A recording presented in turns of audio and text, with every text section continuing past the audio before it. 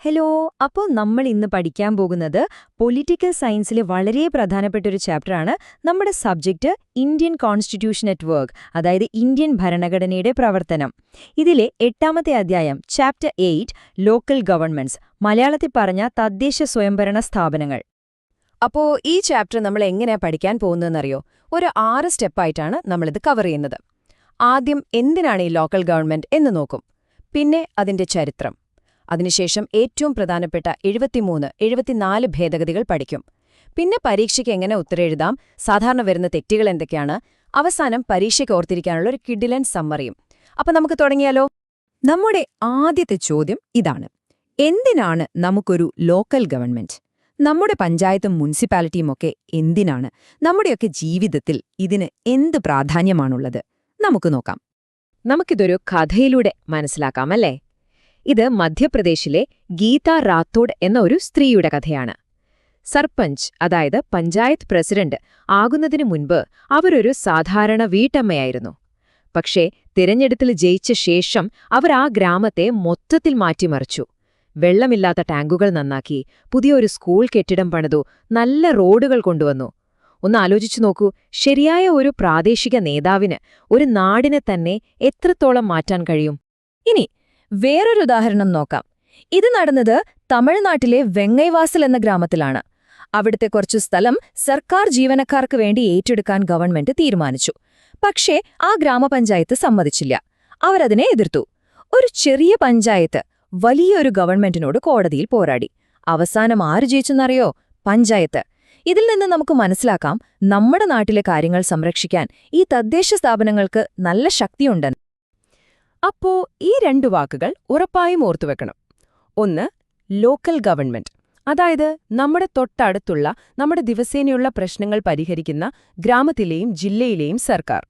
രണ്ടാമത്തെ വാക്ക് ഡീസെൻട്രലൈസേഷൻ, അതായത് അധികാര വികേന്ദ്രീകരണം. ഇത് സിമ്പിളായി പറഞ്ഞാൽ എല്ലാ അധികാരവും ഡൽഹിയിലും തിരുവനന്തപുരത്തും മാത്രം വെക്കാതെ അത് നമ്മുടെ ഗ്രാമങ്ങളിലേക്കും നഗരങ്ങളിലേക്കും വീതിച്ചു കൊടുക്കുന്നു. അധികാരം താഴെത്തട്ടിലേക്ക് വരുന്നു. അത്രയുള്ളൂ. അടുത്തത്, ഇന്ത്യയിലെ ഈ തദ്ദേശ സ്വയംഭരണ സ്ഥാപനങ്ങൾ എങ്ങനെയാണ് വളർന്നു വന്നത് എന്നാണ് നമ്മൾ നോക്കുന്നത്. ഈ ആശയം ഇന്നോ ഇന്നലെയോ തുടങ്ങിയതല്ല കേട്ടോ. പണ്ടുകാലം മുതൽ ഇന്നത്തെ ഭരണഘടന വരെ എത്തിയ ഒരു വലിയ യാത്രയുണ്ടിതിനു പിന്നിൽ. ഈ യാത്ര തുടങ്ങുന്നത് പണ്ടത്തെ സഭകളിൽ നിന്നാണ്. പിന്നെ ബ്രിട്ടീഷുകാരുടെ കാലത്ത് 1882 റിപ്പൺ പ്രഭു ലോക്കൽ ബോർഡുകൾ തുടങ്ങി. അതിനുശേഷവും പല നിയമങ്ങളും വന്നു. പക്ഷെ പഞ്ചായത്തുകൾക്ക് ശരിക്കും ഒരു പവർ ഉണ്ടായിരുന്നില്ല. സ്വാതന്ത്ര്യം കിട്ടിയ ശേഷവും പല ശ്രമങ്ങളും നടന്നു. പക്ഷെ ഏറ്റവും വലിയൊരു മാറ്റം വരുന്നത് 1992 പി.കെ. തൊങ്കൻ കമ്മിറ്റിയുടെ നിർദ്ദേശമനുസരിച്ച് 73ഉം 74ഉം ഭേദഗതികൾ പാസാക്കി. അതോടുകൂടി ആദ്യമായി നമ്മുടെ തദ്ദേശ സ്ഥാപനങ്ങൾക്ക് ഭരണഘടനയുടെ അംഗീകാരം കിട്ടി. അതായിരുന്നു ശരിക്കുമുള്ളൊരു ഗെയിം ചേഞ്ചർ. ശരി, ഇനി നമ്മൾ ഈ ചാപ്റ്ററിന്റെ ഹൃദയഭാഗത്തേക്കാണ് വരുന്നത്. ഏറ്റവും ഇമ്പോർട്ടന്റ് ആയ ഭാഗം 73, 74 ഭരണഘടനാ ഭേദഗതികൾ. ഇന്ത്യയുടെ ചരിത്രത്തിൽ തന്നെ ഇതൊരു വിപ്ലവമായിരുന്നു. ഇതിലെ ഓരോ കാര്യവും നമുക്ക് സിമ്പിളായിട്ട് പഠിക്കാം. നമുക്ക് 73ാം ഭേദഗതി വെച്ച് തുടങ്ങാം. ഇത് 1992 വന്നത്. ഇത് പ്രധാനമായും ഗ്രാമങ്ങളിലെ, അതായത് റൂറൽ ഏരിയയിലെ തദ്ദേശഭരണത്തെക്കുറിച്ചാണ് പറയുന്നത്. ഇതിനെയാണ് നമ്മൾ പഞ്ചായത്തി രാജ് സിസ്റ്റം എന്ന് പറയുന്നത്.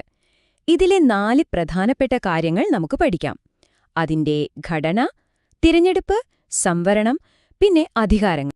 ഈ ഭേദഗതി ഒരു ത്രിതല ഘടന, അതായത് ഒരു 3 tier സ്ട്രക്ചർ കൊണ്ടുവന്നു. ഇതൊരു പിരമിഡ് പോലെ ഓർത്താൽ മതി. ഏറ്റവും താഴെ ബേസ് ലെവലില് ഗ്രാമപഞ്ചായത്ത്, അതിന്റെ മുകളിൽ ബ്ലോക്ക് ലെവലില് ബ്ലോക്ക് പഞ്ചായത്ത്, ഏറ്റവും മുകളിൽ ജില്ലാ ലെവലില് ജില്ലാ പഞ്ചായത്ത്. ഈ 3ഇടത്തേക്കും ജനങ്ങളായ നമ്മൾ നേരിട്ടാണ് വോട്ട് ചെയ്ത് ആൾക്കാരെ തെരഞ്ഞെടുക്കുന്നത്. ഓരോ പഞ്ചായത്തിന്റെയും കാലാവധി 5 വർഷമാണ്. ഈ ഭേദഗതിയുടെ ഏറ്റവും വലിയൊരു പ്രത്യേകത സംവരണമായിരുന്നു. അതുവരെ അധികാരത്തിൽ വരാൻ അവസരം കിട്ടാതിരുന്ന പലർക്കും, പ്രത്യേകിച്ച് സ്ത്രീകൾക്കും പിന്നാക്ക വിഭാഗങ്ങൾക്കും ഇത് വലിയൊരു അവസരം നൽകി. എല്ലാ പഞ്ചായത്തുകളിലെയും 1/3 സീറ്റുകൾ, അതായത് 33% സ്ത്രീകൾക്ക് വേണ്ടി മാറ്റിവെച്ചു. അതുമാത്രമല്ല, പട്ടികജാതി പട്ടികവർഗ വിഭാഗങ്ങൾക്ക് അവരുടെ ജനസംഖ്യയ്ക്കനുസരിച്ച് സംവരണം കൊടുത്തു.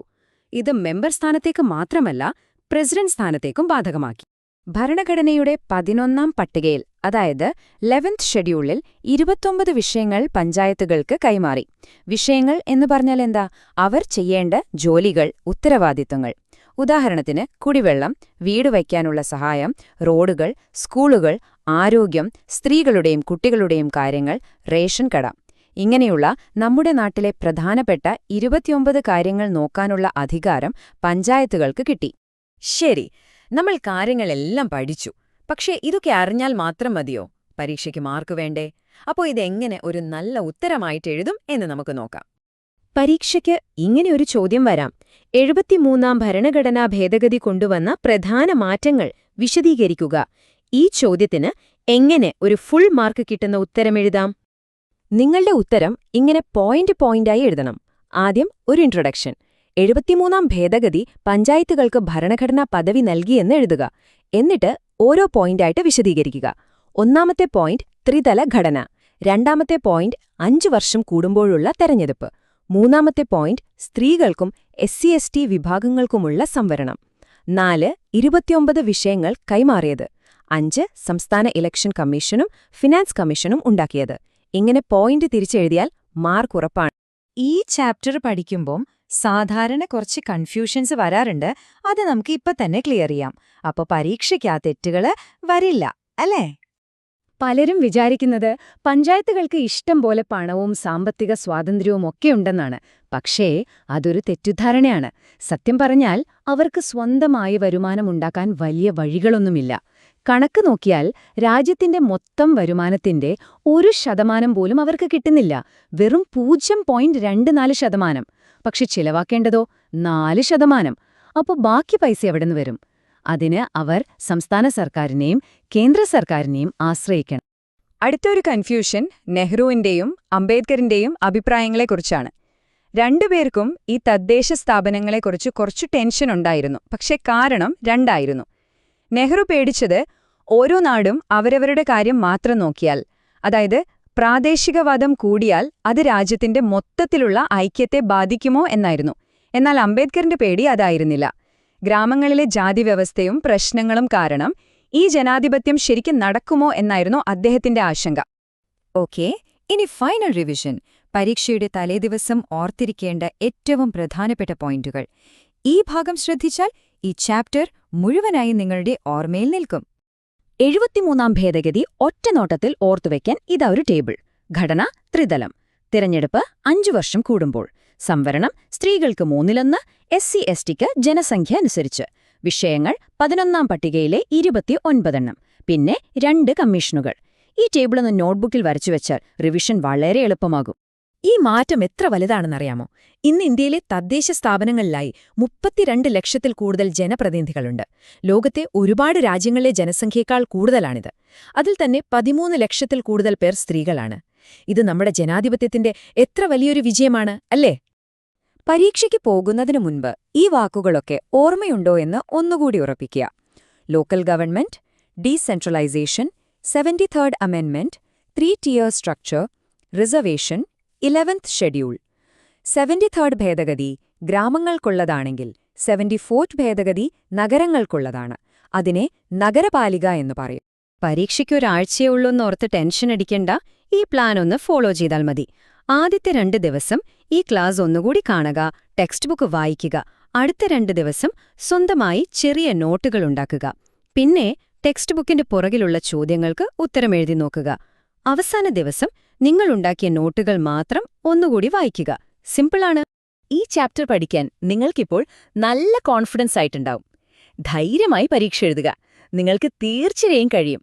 എല്ലാവിധ ആശംസകളും.